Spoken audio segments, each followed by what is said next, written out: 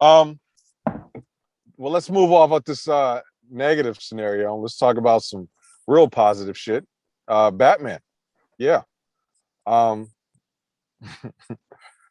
B Walt, the Collider.com put a list together of its top 5 Batman the animated series episodes.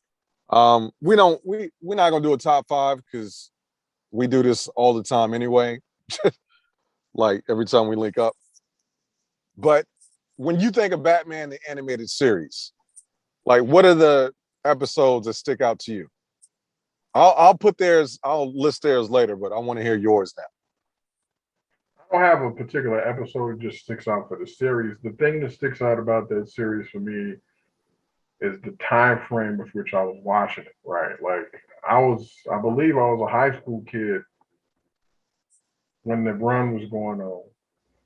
And that was one of the cartoons per se that even as a high school kid, it was still cool to watch. It was like, that's Batman. They go like, yeah, we got to get home, get through this traffic, duck the GDs, gangbangs, get to the crib so we can watch this Batman. Niggas would still talk about this shit the next day, on the bus on the way to school or at lunch or whatever else. So Yeah. that's what sticks out to me. It was a fucking cartoon, but that shit was like Batman. So, fuck with that. And the theme song was pretty close to the 89 movie, so it was dope too. But I don't think there was an episode that really stood out. I did like the style of the animation a lot, though. It was very, very kind of slick. I guess that's the best way to describe it. Like, you know what I'm saying? But Yeah. I don't think there's an actual episode that stood out to me like that. Um, I loved Batman the animated series in terms of significance. As far as I see it, it's it's second behind DuckTales, as in like the most significant, like impactful cartoon. Um, the way they produced it, nobody produced it that way. Niggas was drawing Batman on black paper. No one had done that before. A full orchestra for a 22-minute cartoon plus commercials. No one was doing that before. The voice acting talent, like that was the first time Andrea Romano was like the director as a female, which is a big thing. No one had done that before. Um, yeah, like that was my shit. And to your point about the animation, Bruce Timm, he's considered one of the main guys behind Batman the animated series. Um, there is one cartoon of Superman that I love, and it's the old Tim Fleischer cartoons from back in like the 1940s. The frame animation on those has never been the same on any other Superman cartoon. That was a heavy influence to Bruce Timm's Batman animated series, the one that came out in the 90s. Um, in terms of an episode that sticks out to me, it's actually a two-parter, Feet of Clay, when they introduced Clayface. And like, because Batman was so grounded, he was so like detective and like, everybody was on some street thug level type shit, crime, things of that nature. Clayface was like the first character or enemy he fought that had like powers in some sort of capacity.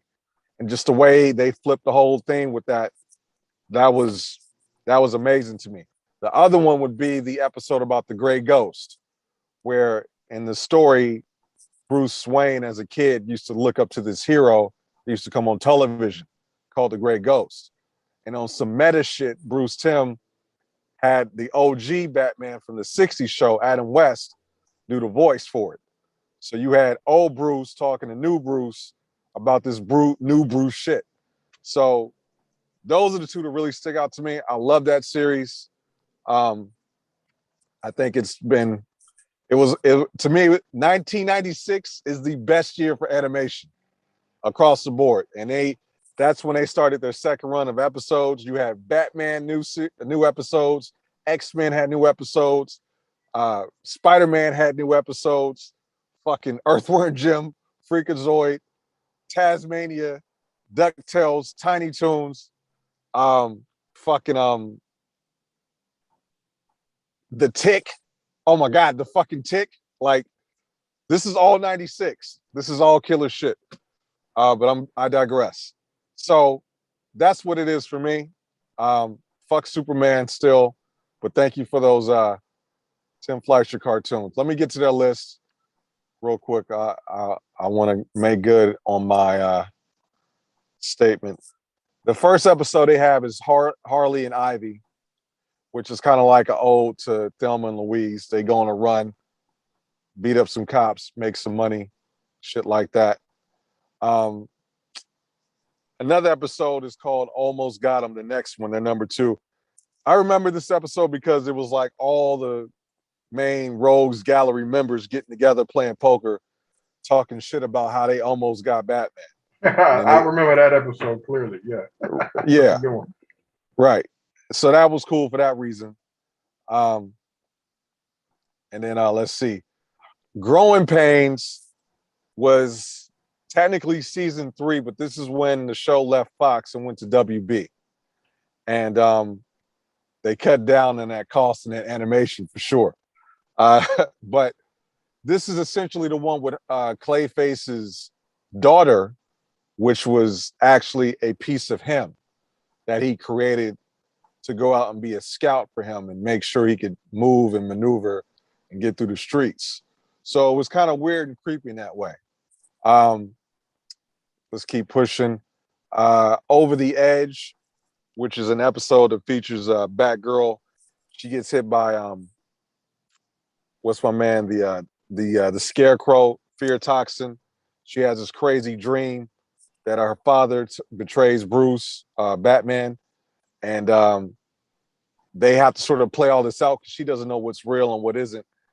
And then it ends, but it ends on like some beef shit between Gordon and Brute and Batman. So it's never quite the same. So that was kind of the biggest thing with that one. And then this one I agree with, Heart of Ice, which is the origin story, a retelling of Mr. Freeze's origin story. No one had done Bruce Timm was the first to do Mr. Freeze in this way. Every time up until this point, he had been some campy doctor. He'd been Arnold Schwarzenegger in the Joel Schumacher films, which doesn't exist, but I can't get it out of my fucking memory. And last but not least, this is a bonus one, the Batman Superman movie, World's Finest, when Batman hip tosses that motherfucker into like 7 buildings. One of my favorite moments. So, but yeah, so that's their list from collider.com.